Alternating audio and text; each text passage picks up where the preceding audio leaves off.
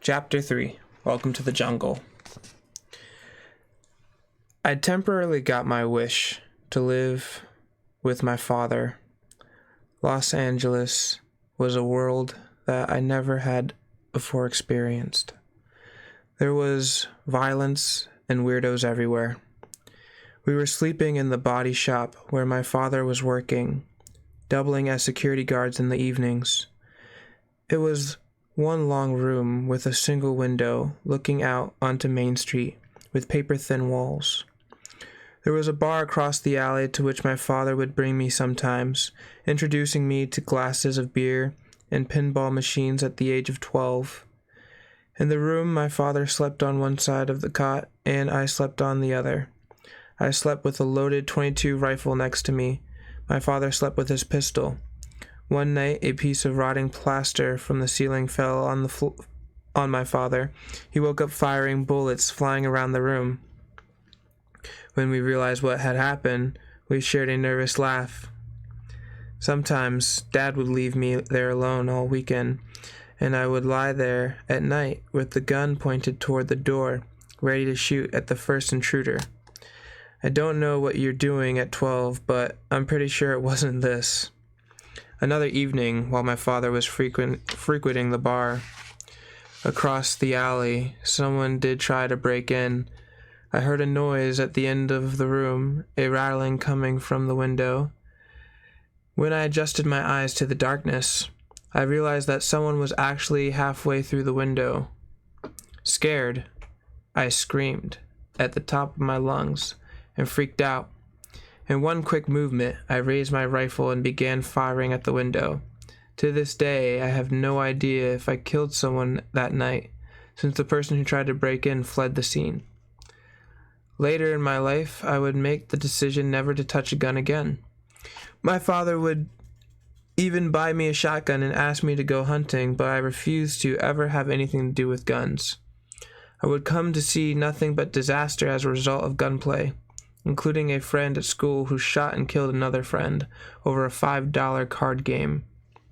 Although I understand the need for protection that a gun can provide, my personal belief is that there are always other means to keep yourself safe. One night, my father came home bloodied and beaten. He had been stabbed in the hand, and a bottle opener keyed his face. We had no bandages or first aid equipment, so I wrapped the wounds in socks. I missed Eddie and Sue, but knew in my heart this was no place for them. My father told me to get back to school, for it had been over a year since being in one. He enrolled me in Gompers Junior High. It was a high school and junior high rolled into one. There were only 3 non-black kids in the school, and I was one of them. Besides me, there was a white woman and a Mexican woman. I once told some of my black friends that I know what it's like to be a minority. If I already had a sense of uniqueness, you can imagine what it felt like now. There were constant threats of violence towards me. I hired a bodyguard, a big black football player named Link, short for Lincoln, spelled L-E-C-A-N. Hope I'm pronouncing that right. To walk me around school. Things were tough, and I was involved in a lot of fights. I would go up the stairs at school with my books in hand, only to be shoved back down by a bunch of angry punks at the top. I would silently pick up my books and make another attempt, only to have it done over and over again. Finally, they would tire and move on, because they were worn down from the lack of response. In class, girls would look at me, though I were an alien, and the boys would spit on me and call me every name in the book. This didn't bother me as much as you might think. I was quite numb already. The administration wasn't any better. I was swatted frequently in school. When anyone was late, the principal would take him or her down to his office and hit him or her with a heavy paddle in the behind. This was called swatting. Occasionally, they would ask me to read and write something which I was unable to do. They would send me to special classes in order to shuffle me through the system. I was already a year behind with fourth grade reading level. There was no segregation in the United States, and President Kennedy wanted to send Watt students to better schools. This provided hope to a lot of inner city kids, but before this went any further, Kennedy was shot. Rest in peace. I was sitting in a classroom when the announcement came over the speaker that Kennedy had been shot in the head. I was rushed out of the school and sent home where my father was waiting. No one knew what repercussions this would have on American society. For the next 2 years, I lived from day to day, minute to minute. Finally, Eddie and Sue came to live with us. It was great to see them again, although I knew this living arrangement was only temporary. It seems my mother was running around with Tommy Claybo, B-O-U-G-H, probably butchering that, the leader of the California chapter of the Hells Angels. He was living with my mother for a while in his place during her fights with Melvin, and I spent home time with him while I was bouncing back and forth. He disciplined us by taking us out into the yard to fight. He even did this with Sue. Tommy was another guy with whom my mother had sex right in front of us. There were many other times, too. Eddie and Sue soon got sick of this, and Tommy grew sick of them as well, which is why they came to live with us. My mother eventually became tired of Tommy and went back to live with Melvin. There was no way the four of us could sleep in the auto body shop for too long. Eddie and Sue, although looking thin and tired, seemed to be all right. Still, we are all together again. Page 24. This is very unfortunate. Very, very unfortunate. Just gonna make sure, alright. Stream's kind of acting up, but to be expected. Here we go. Experiences at school that I felt a part of something. Let me just reread that. This was the first time in all my experiences at school that I felt a part of something.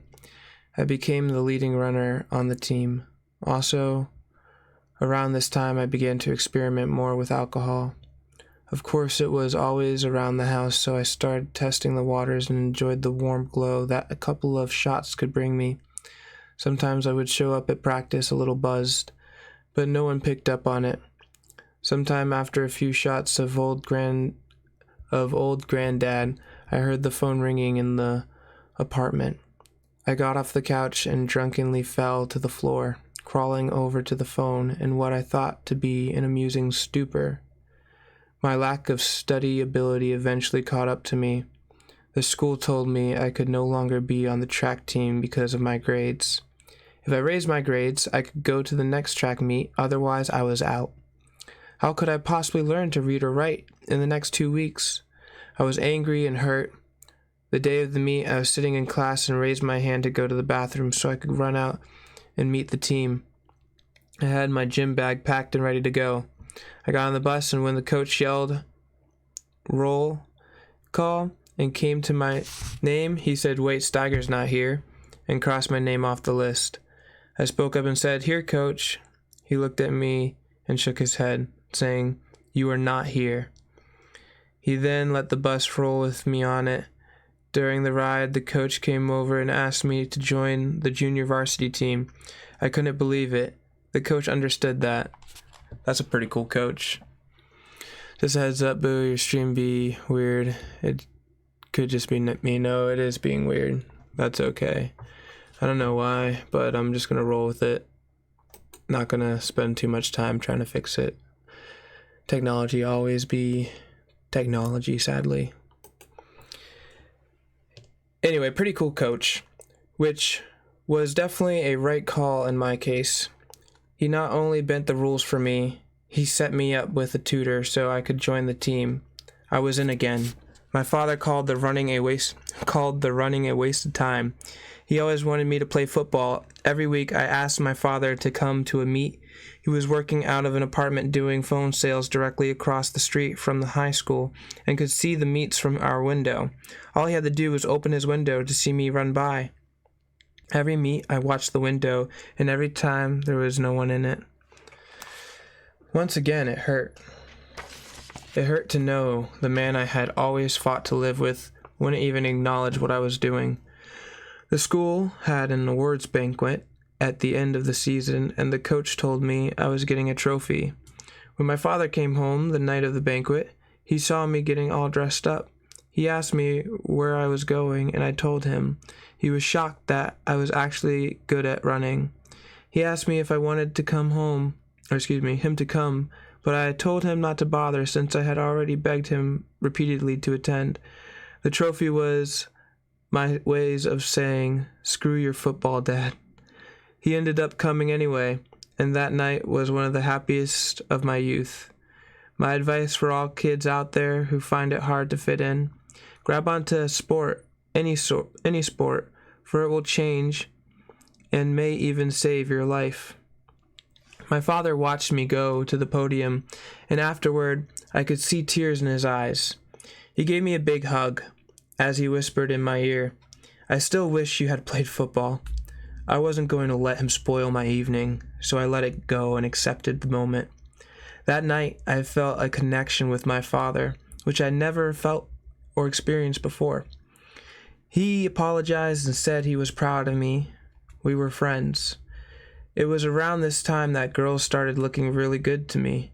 I started getting close to some, but we never really stayed in one place too long. My father would get behind in the rent or into some trouble at a bar, and therefore we would pack up and move to another neighborhood. This did not help my relationships with the females at all. By now, my drinking had started to increase. I was hanging around with a kid named Jimmy who lived a couple of apartments down from me. His sister would buy us bottles of brandy. I had never tried it before, but loved it from the get-go. Jimmy's parents were never home, which gave us a safe place to drink. We also went to the beach where we would skateboard and surf. Eddie and Sue came with us sometimes, and we had a blast soaking up the California rays. Eddie made friends quickly, but I didn't so. I sometimes would intrude on his friendships. This caused a few arguments, but Eddie and I never really had any major fights. One Christmas in Hathorne stands out in particular. Eddie and I were constantly playing tricks with each other. I took a heavy piece of steel from the backyard and wrapped it in Christmas paper. Eddie would pick it up every day and wonder what it was. I told him it was something that he was going to love. When he opened it on Christmas morning, he chased me around the room because he was so angry. Our father gave Eddie drumsticks and me a guitar. It seemed Dad wanted us to get into the music scene. I learned a few chords, but what I really loved to do was tap on the back of it as if it were a drum. Eddie couldn't keep a beat to save his life, but I could. I had no interest in the guitar, but I kept it anyway. My first set of drums was composed of pots and pans with an old cooler as a bass drum. I played along with his new brand known as the Rolling Stones. I played along with this new band known as the Rolling Stones, as well as the Beach Boys and Jane Dean. The beach anthem, Wipeout, was my favorite tune to play on my handmade drum set. I'll have to check it out. He actually has a YouTube channel where he plays the drums. I'll have to post that in the description as well, if you're watching this on YouTube, that is. I was 15 now and didn't like the way I looked. I was constantly trying to change my outside appearance. Although working out and running, I had deep feelings of inferiority and didn't like myself. I believe everyone goes through a stage when they can't stand their looks, but mine seemed stronger than it did for most of the teens. I knew it was around this time that my brother came looking for us. Melvin had apparently died in the bathtub after a seizure, and she instantly hooked up with another guy. Damn. That's crazy, having a seizure in the bathtub then dying. My father told me that my mother found us and wanted to see us. I had no desire to see her. I remember her smell. When my mother came into the room to see me, I smelled the same perfume I used to smell when she was getting ready to go out. She would sit in front of the mirror for 20 minutes and spray herself with perfume in her hair. To this day, hairspray triggers thoughts of my mother. Eddie and Sue were not thrilled to see her this time either. When we told her we wanted to stay with Dad, she got angry and called us ungrateful brats, storming out of the house. I was getting frustrated that I couldn't read or write. So, page 28, I stayed up late in the evenings trying to read comic books. No sooner after setting up the tutor appointment at school, we moved again from Hathorn to Izeusas, Izeusas, near the San Bernardino Mountains. That sounds like a beautiful place. I believe my father wanted to stay one step ahead of my mother, and rightly so. There was no telling what she was going to do next. It was constantly 85 degrees and always sunny. My father rented a house and got a new job. I had my own room. I had my own choice of wallpaper. So I used Playboy centerfolds, a 16-year-old's dream.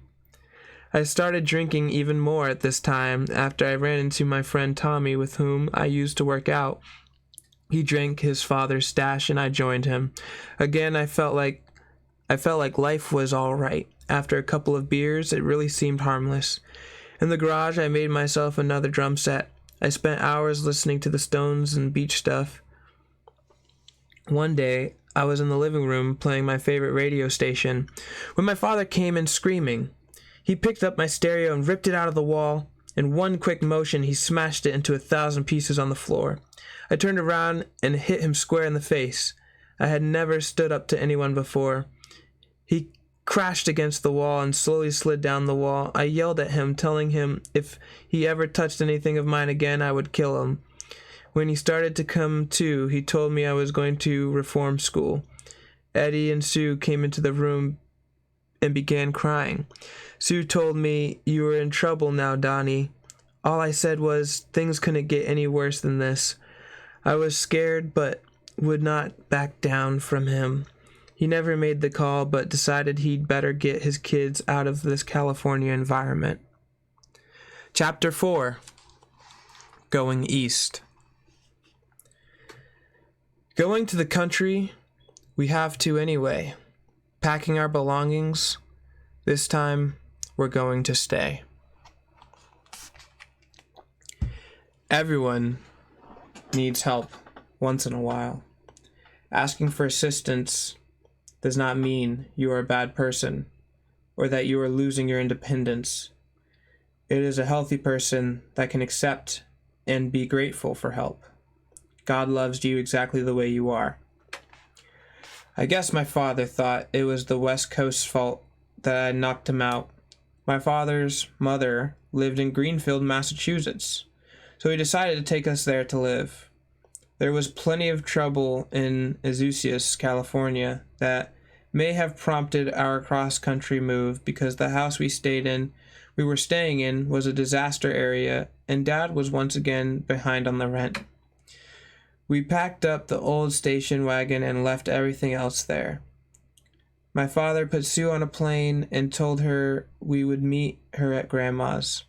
I remember pulling out of Izeusas and going to L.A., watching that black smog smother the city before we left. My father gave me a bravado example of self-will. "See the cigarette?" he snickered. "This is the last one you'll ever see me smoke." He squashed the filter with his cowboy boots, and that was the last time I saw my father smoke. The 6'2" Plymouth station wagon, which my father had, page 30, painted blue with white trim around the windows, looked like a house. Every couple of days, the head gasket would go, and we had to park somewhere so my father could fix it. We drove and drove and drove. I remember that the Mojave Desert, Mojave Desert, was the most beautiful thing I've ever saw as a child. I heard somebody once say that You can always find God in the desert, and I know what he meant. Roaring down the infamous Highway 61, I was astounded to see black people still in the fields picking cotton. I also saw a brother and sister having sex with a group of people watching them. I just couldn't understand any of this. The head gasket and the Plymouth blew again, and we pitched a tent in the parking lot, reminiscent of living in the body shop in Los Angeles. My father and I slept with guns that night. I woke up hearing whizzing noises and thought a pug had made its way into the tent. The whizzing sounds were bullets. My father was whispering, "We're being shot at, Donnie. Shoot back." While he crawled over to the Eddie and me, I grabbed the gun and started to fire back. And like the time in the body shop, I had no idea if I killed someone. I can only pray that I didn't. We visited some of my father's family in Tennessee. I met my uncle, a big, filthy man who walked with a major limp. When I asked him why he limped, he brought me into the garage and showed me a huge sickle. Then he smiled and pointed to the bad boy that took a couple of inches off his leg. This is all I remember about this visit. After 2 days, the car continued on towards Massachusetts. One night my father fell asleep at the wheel after driving for 2 days straight. He mumbled something like, "Take the wheel, Eddie," and passed out. Sitting in the middle and half asleep in horror, I saw a tree coming our way. I grabbed the steering wheel and quickly turned it, causing the car to fish tail, barely avoiding an accident, but not before spinning around several times, before speeding 7 straight days with a guy who just quit smoking, along with the fact that none of us had showered for days. The trip was fast becoming a little annoying. We came into Massachusetts, though, through the Mohawk Trail. It was the beginning of summer, but the air was cool with a little mist. My father was telling us stories about snow and great winters, trying to make us feel better about the move, but I was not going to forgive him that easily. I turned 16 while we were driving across country, and I was already tired from life on the road. Finally, the Millard blue Plymouth pulled into Aunt Pat and Uncle Bud's driveway on Lamblack Road. Sue was already there and anxiously awaited our arrival. With the rest of our family, I can honestly say that while living with my Aunt Pat, I experienced unconditional love for the first time. She made us feel like her home was ours, a feeling I never before experienced. It was a huge house. Sue, Eddie, and I had a big room to share. My father went to town and got a job right away. Bud was a hard knocks kind of guy. My cousin said that the army had made him that way. He and my father became drinking buddies, sucking down Black Labels by the dozens. This, of course, meant that I became one too. I used to hear my father saying to Bud, "I can't believe we drank all that beer." They didn't. I helped. When school was mentioned, my stomach started to growl. Once again, I had to stand before the class and be introduced as the new student. Hoping to be treated as one of the bunch, I was dreading the day it would be discovered that I couldn't read or write. When I enrolled in Greenfield High School, I was like a tiger having come out the jungle, becoming more and more angry as time passed. The only thing I could think of was how to get back to California. I was mad at my father and mad at my mother. I was just plain mad. The one good thing that happened, I made friends right away.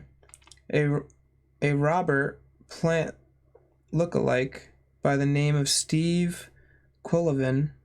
I could relate to Steve because he, like myself, suffered abuse by a parent.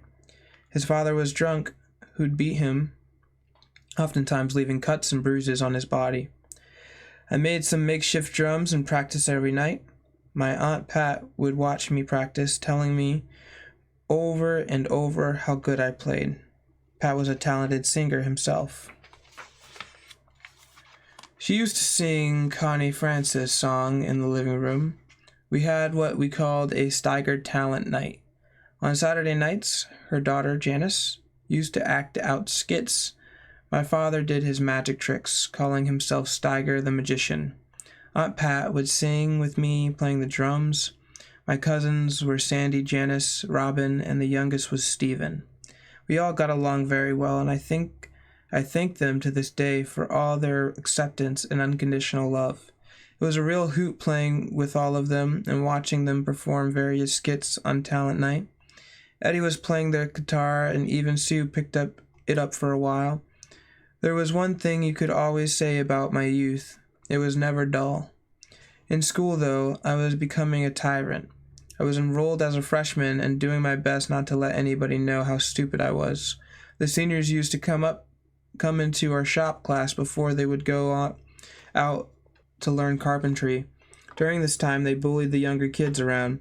One morning, a senior was giving a freshman a hard time. He kept telling the shy kid, "Come on, you chicken, hit me right here," pointing at his chin. I walked over and stood between them. The senior was much bigger than me, but I looked him straight in the eye and stupidly said, "I'll tell you what, I'll hit you," doing my best John Wayne. He looked at me and snickered. "Okay, mighty mouth, hit me right here." I pretended to walk away and then turned and nailed him good. He stumbled against the wall, half unconscious, and lunged at me. The shop teacher, Mr. Vassal, who we called Vaseline, came roaring out of the office. His one eyebrow rose as high as it could go, but for some unknown reason he just stood there letting the fight continue, as if it were something out of the Western movie. We flew around the room, trading blows, and suddenly he hit me real hard in the face, causing me to stumble. Just before he put both hands together and clocked me in the head, I saw red, maybe some of my own blood, and then jumped on him. After that, Mr. Vassal broke up the fight. We had to go down to the office and have our picture taken with our arm around each other in a friendly manner. They were not used to violence in Greenfield, and therefore did not know what to do about it. I'll never forget my face looking like a billboard for beaten children. Around this time, I saw my first snow. It was the strangest thing I've ever experienced. Eddie, Sue, and I were worn out playing for hours in the ice and snow. I was hanging around Steve Quinlavin most of the time, doing more and more drinking, and to me, it was becoming really fun. Eddie and Sue were making friends and going to school, although Sue was doing rather better than Eddie. None of us could read the newspaper or write a paper like most of our peers. Life went on, motherless, on the East Coast. When I turned 17, my father got me a job in a tobacco plant for the summer. He was seeing one of Pat's friends and decided to move closer to her. We finally moved out of Pat's home and into a house right down the road. My father was seldom home, and I saw this as a perfect opportunity to drink. My job consisted of picking tobacco in the hot sun by trying a gunny sack to my waist and scooting on my backside through the fields, picking and stacking the leaves. Working with a bunch of nice Mexicans who could not speak English, they always bought me beer at lunch. One day I cut my foot badly, but when I informed the boss in the field, he told me to get back to work. When I mentioned that I was too injured to work, he yelled for me to get back in the field and pick tobacco. Bending over to remove my boot, he kicked me in the back. Be much weirder if he licked him in the back. Kicked me in the back. I went into a rage, and after spitting in his face, he said I was fired. But I told him I couldn't be fired because I quit. The tobacco was stuck to my face and arms, and the temperature was at least 90 degrees. I stormed down the road on foot, and suddenly a big black Cadillac pulled up to me. The window rolled down. The guy asked me, "What's your problem?" All I could say was that the straw boss was an idiot, but using a less flattering term. With a 20-mile walk back home, I did it and never looked back again. On Friday nights, there would be a dance at school. I would take with me an empty bottle with a lid and mix. Page 34. Different kinds of alcohol. Friday night dances at school. That brings back memories. different kinds of alcohol, which served as my buzz for the evening. I had bought a set of drums with a little money I had made picking tobacco, and belonged to a band called the Sundowners. The Sundowners. That sounds like a fun name. We played little bars in Greenfield, rocking to such classics as Money Money, Louie Louie, and some surf songs. During these ventures, I was given a lot of free booze and tried marijuana for the first time. But one Friday night, we had nothing to drink, so I stole a bottle from the liquor store. Unbeknownst to me, it was cooking sherry, but all I knew was that it was alcohol. Stephen didn't drink anymore after his first gulp. I wonder why, so I proceeded to drink the whole bottle. By the time we got to the dance, I could not play drums, period. Somehow, though, I felt important, like a real rock star. Keith Moon, for example. Yet I didn't feel so important after being sick for the next 13 hours. One night I was playing drums in the attic, when all of a sudden my father came charging at me with a knife. He was inflamed and apparently wanted to slice up my drum set. I looked him in the eye and told him that I would kill him if he touched my set. He saw how serious I was and backed off. This incident reminded me again of Steve's father beating up on him. His mother was one of those quiet types who kept her mouth shut because she, out of fear for her safety, was too afraid to confront her husband. I felt so bad for him whenever I went to his house and saw his face beaten and swollen. I met another drummer named Toby and would walk about 5 miles to his house to play drums.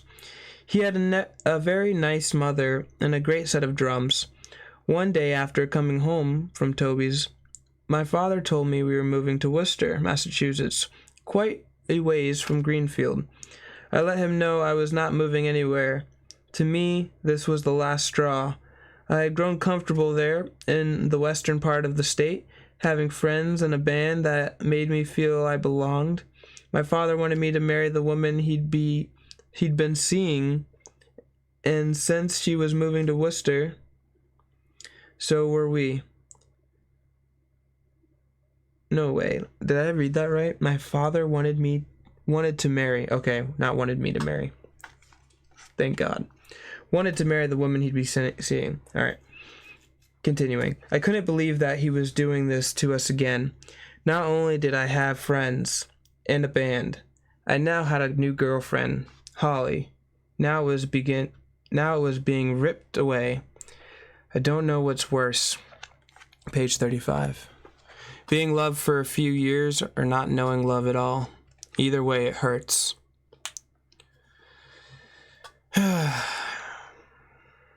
True words.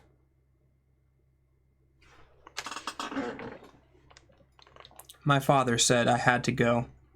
After the move, I was so angry.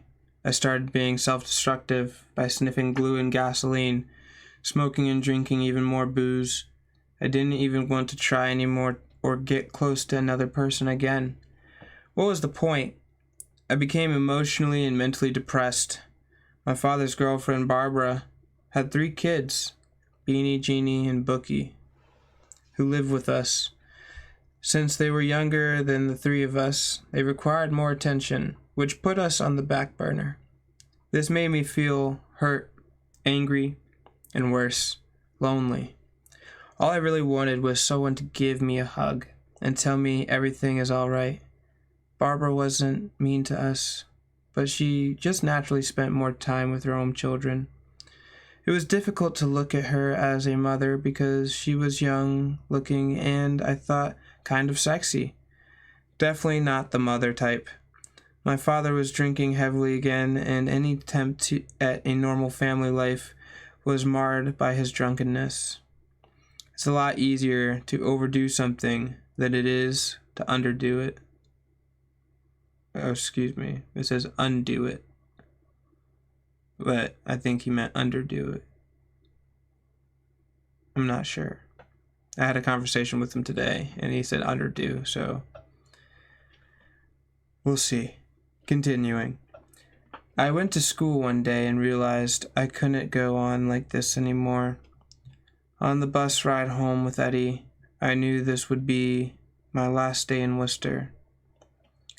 I told Barbara the next morning that I was sick, so after she left me home alone, I packed a quick suitcase and headed for Greenfield, 50 miles west.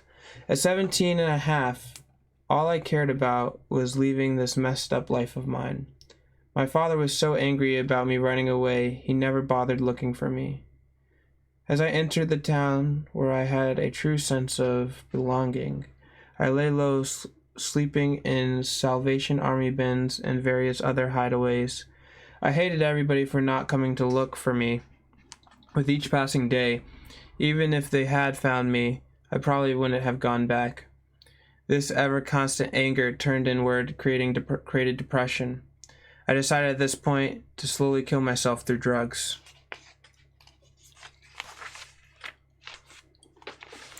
I started hanging around with Artie, a dope smoker, shooting speed intravenously and taking any pill I could get my hands on. Artie and I would take the bus to Boston and cop drugs in the combat zone, where Artie knew some people who were more than happy to take our money.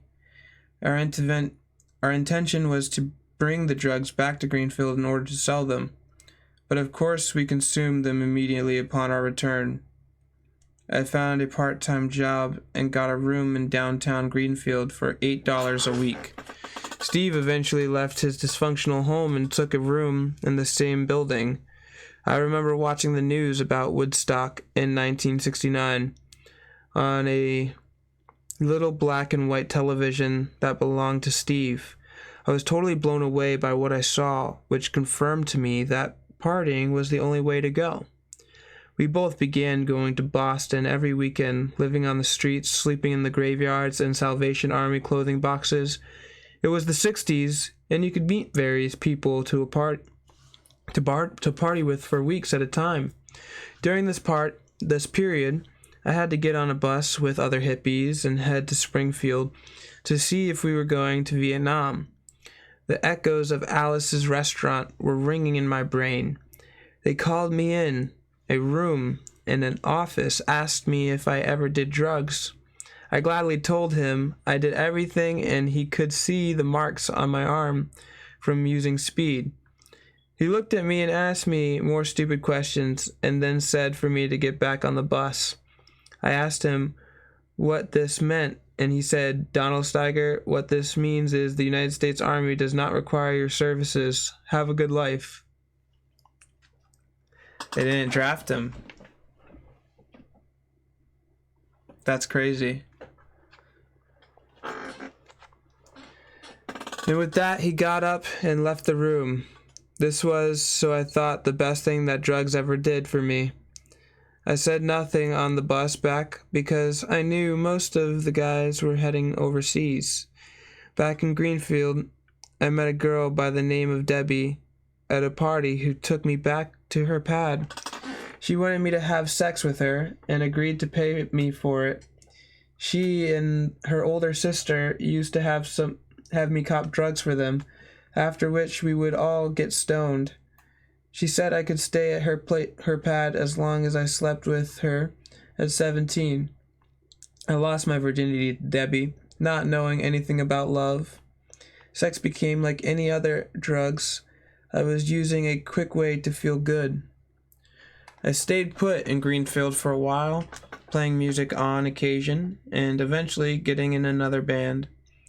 One night at a band party, things got pretty ugly because a couple of band members grabbed a girl and started forcing her down on the floor. I ran over to the guys and pulled them off of her. I told her to leave, and she ran away hysterically. I really did not want to hurt other people and would do anything possible to stop needless violence. But this lifestyle could only breed trouble. On one Friday evening, we were getting drunk up on a hill when I spotted a tobacco field in the distance. I told the guys that I was going to burn it down, and they said I wouldn't dare. Not willing to back down, I grabbed a couple of beers and ran down the hill, lit a match, and threw it on the screen coverings. They went up in seconds. My friends' accomplices I like to call them, took off. After running back up the hill, I passed out. Today I feel it was the hate I carried for that straw boss and the tobacco field that caused me to light the match. My pride of not asking for help festered inside of me until it turned destructive. When I awoke, I was alone, and the field was burning down to the ground as I ran back to my room. A couple of weeks later, after taking 2 hits of orange wedge acid, I was tripping and hanging out with the guys on the corner. I was getting off, seeing various colors coming to life. This was the strangest drug I ever ingested because the acid high experience induced a pure hallucinating brainwash. Getting high like this was quickly becoming a regular routine. Meanwhile, in this condition, I got in a car with my friends to drive around killing time. Out of nowhere, a police car pulled us over and asked if my name was Don Steiger. By now, I wasn't too sure who I was, but I was able to mumble something that sounded like yes. They said there were a couple questions that they needed to be answered by me, so they put me in their cruiser and brought me downtown. Tripping inside a police station was one of the weirdest moments I had ever had because people's faces were melting and the lights were like rainbows, pulsating and vibrating. I looked at the faces of the cops through rows of plaid wallpaper streaming to a river of colors onto the wax floor. That's crazy. With echoing sounds, managing to just try to understand this was a miracle in and of itself. This was a miracle in itself. The policeman kept asking me over and over again. Excuse me, let me go back and read that again. With echoing sounds, managing to just try to understand this was a miracle in itself. The policeman kept asking me over and over about the tobacco field. Finally, wanting them to stop talking so I could continue my trip, I confessed that I burned down the field. In 2 weeks, I would be 18, and the day of my birthday, I walked into the courtroom. The judge gave me 30 days in Franklin County Jail. This would be my first conviction, but certainly not my last. But one thing would be my last, and that is, I would never again experiment with any more hallucinatory drugs. I had stopped counting after 100.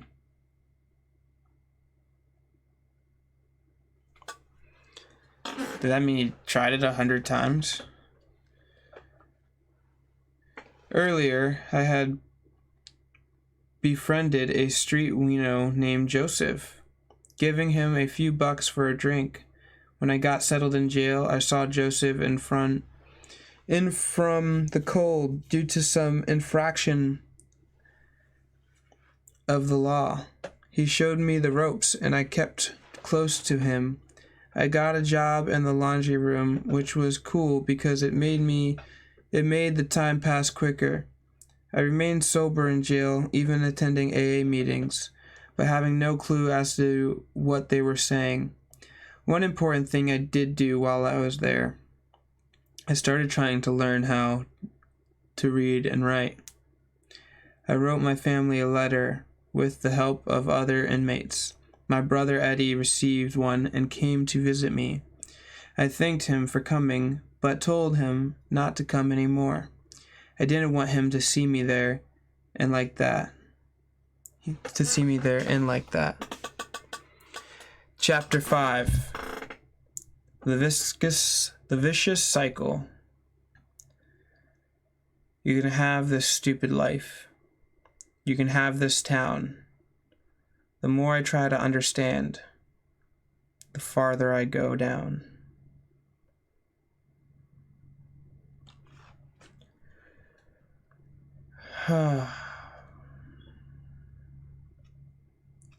Ain't that some shit? That is,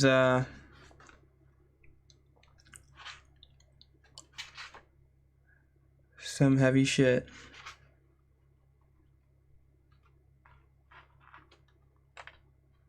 That's kind of cool, though, how, he didn't have to go fight in the war.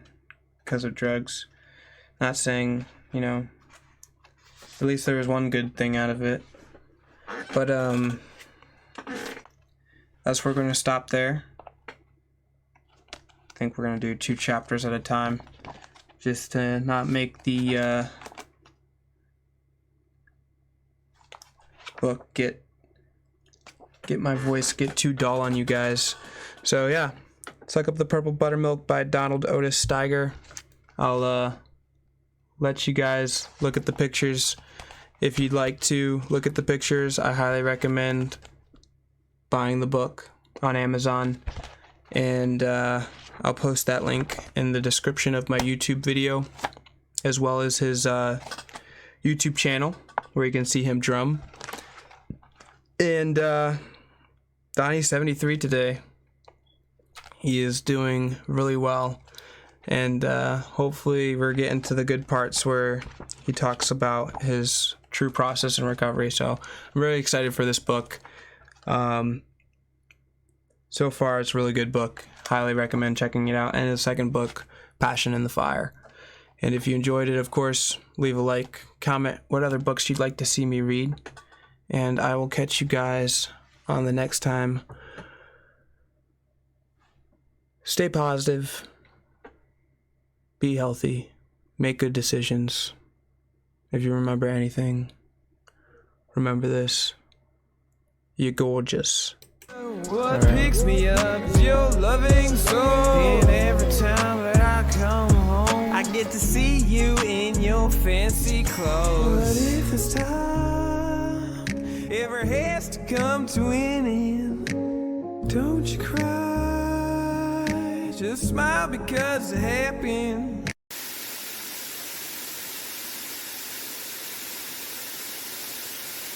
That's our family, you plus me, with a barbecue in the backyard, bunch of crazy kids that's running around. And that's our family, you plus me, 3 puppies, 3 puppies. That's a barbecue in the backyard. I'm a cowboy, living like a rock star. Girl, come sit by the campfire. A moment with you is what I desire. I'd be lying if I said I didn't want to start a family too, a million miles from where I want to be, but I'm still trying to start a family, trying to change the world with you. The truth is, I wish I was a better man. Wish I never hurt again. Wanna be a cowboy free, barbecue in the backyard, bunch of crazy kids that's running around. I'm a cowboy living like a rock star. I've been really low, almost made it to the top, but I came up short. But I'll never give up, no, I'm gonna go far. I'll do it for the ones that never made it at all. I've been really high, I've been really low, almost made it to the top, but I came up short. But I'll never give up, no, I'm gonna go far. I'll do it for the ones that never made it at all.